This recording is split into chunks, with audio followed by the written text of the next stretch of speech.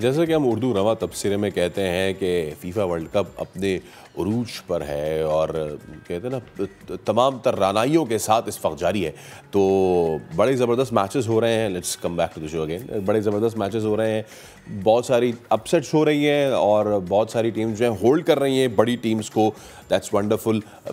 अलग other than the thing कि जी बड़े लोग जल रहे हैं जो कतर में हो रहा है वर्ल्ड कप, तो इस पे तो एक अलग सेगमेंट है, इस पे बात करेंगे। हाँ, लेकिन जो कल ज़बरदस्त मैचेस हुए हैं इस पे हम बात करेंगे। स्पोर्ट्स एनालिस्ट और हमारे एंकर अदील अज़हर हमारे साथ मौजूद हैं। अदील भाई अस्सलाम वालेकुम। Brazil all the way. Brazil ने बड़ा ज़बरदस्त अपना खाता खोला है, लेकिन उससे पहले मैं ज़रूर बात करना चाहूँगा उरुग्वे और कोरिया की। Korea had the match in their hands. एक दो मतलब कि फिनिश ही नहीं कर पाए और सुआरेस की उरुग्वे जैसी टीम वो जो है they were not able to bite them.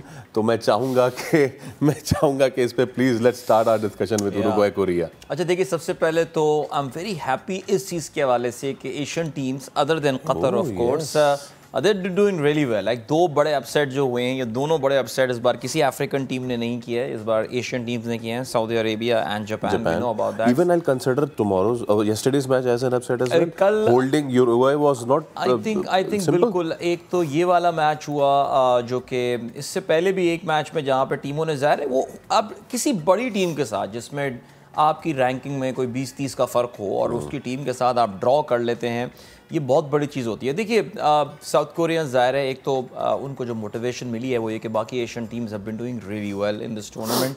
एक तो ये वाला फैक्टर ज़ाहिर है अपनी जगह है। जो जनरली छोटी टीमें होती हैं ना, वहाँ पे उनमें फिनिशिंग का एक इशू होता है। देखिए अब बहुत डिटेल में बात चली जाएगी। जो लोग फुटबॉल बहुत तफसील से देखते हैं, आपको स्ट्रैटेजाइज करनी पड़ती है। आप सऊदी अरब की अगर आप गेम देखें, छोटी टीमें जो गेम खेलती हैं उसे कहते हैं काउंटर। काउंटर से मुराद ये है कि यार आप यूरुग्वे जैसी टीम के साथ या आप जर्मनी जैसी टीम के साथ, अर्जेंटीना के साथ आप कॉन्स्टेंटली अटैक पे नहीं खेल सकते। आप डिफेंस पे खेलते हैं, आप अपने 5 खिलाड़ी पीछे रखते हैं, जनरली तगड़ा गोलकीपर आपके पास होता है। आप वेट करते हैं कि उनके 8 खिलाड़ी आगे हों, मुझे जैसे ही बॉल मिले मैं काउंटर करूं, मैं काउंटर ऑफेंसिव जिसको आप कहते हैं, उसमें आपके स्ट्राइकर का रोल बड़ा इंपॉर्टेंट होता है कि चांसेस तुम्हें कम मिलने हैं लेकिन तुम्हें कन्वर्ट। सऊदी अरब ने क्या किया, I think Saudi Arab had 3 shots on goal जिसमें उन्होंने 2 गोल करने में कामयाब हुए।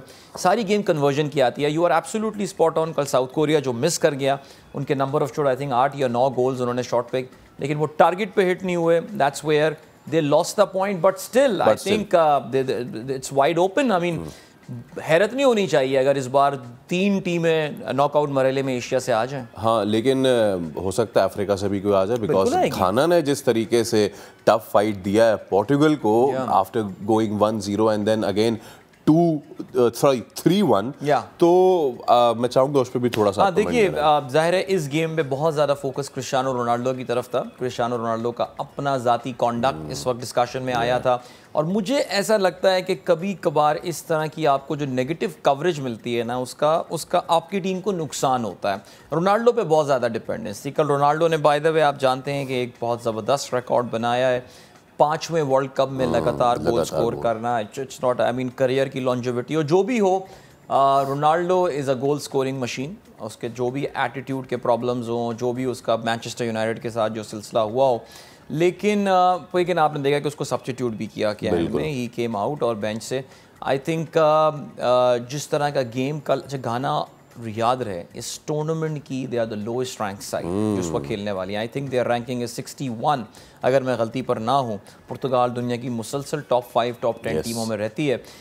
तो इसलिए गाना का जो गेम था, पुर्तगाल का जो एक छोटा सा इशू है वो ये कि उनकी जो गोल्डन जनरेशन थी ना जो प्लेयर्स की, वो अब आहिस्ता आहिस्ता करके जी हाँ बिल्कुल, ये जो 2 प्लेयर्स इस वक्त इनके फॉरवर्ड में खेल रहे हैं, जिसमें ऑफ कोर्स एक रोनाल्डो है और एक दूसरा इनका एडिसन कवानी है। I think they both are in mid 30s, Ronaldo is in late 30s now. So इनकी वो एक गोल्डन जनरेशन निकल गई है and but still I think some very exciting player, credit देना पड़ेगा आपको। थोड़ा सा अगर मैं ये समझता हूँ कि एंड में देखिए जो पहला मैच होता है फैसल किसी भी टीम का, उसमें they don't go all out, because आप वहाँ पे जाते नहीं है। बिकॉज जब आप ऑल आउट जाते हैं ना, इसका मतलब ये कि मैं अब फॉरवर्ड में ज़्यादा प्लेयर्स कमिट कर रहा हूँ, यानी कि you become vulnerable to getting goals. आप ये कहना चाह रहे हैं कि ब्राज़ील जो कल जीता है वो ऑल आउट नहीं गया है, ऑल आउट ना जाते हुए भी 2-0 सर्बिया को मार दिया। ब्राज़ील जो है ना, देखिए बहुत, जब भी फीफा वर्ल्ड कप होता है ब्राज़ील जनरली फेवरेट्स में से होता है, लेकिन मैं ये समझता हूँ कि जितने फुटबॉल पंडित्स को मैं यूरोप में फॉलो करता हूँ या जो भी होता है, ब्राज़ील इस बार आउटराइट फेवरेट है। आप 10 बंदों से पूछेंगे, 10 टॉप जर्नलिस्ट से पूछेंगे, एनालिस्ट से पूछेंगे, वो उनमें से 10 के 10 आपको ब्राज़ील को नंबर 1 बताएंगे।